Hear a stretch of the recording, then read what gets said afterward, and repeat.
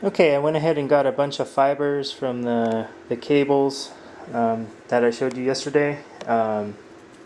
Here's the group of fibers I got. You know, there's quite a few there, and I just tied it with the rubber band there, and so we definitely got a good amount. And did the light test. It looked pretty good.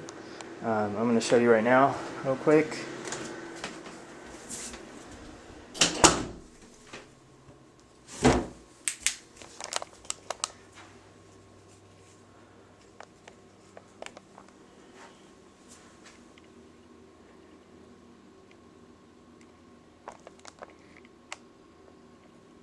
So as you can see, the light is coming out of the fibers pretty good. So pretty cool stuff.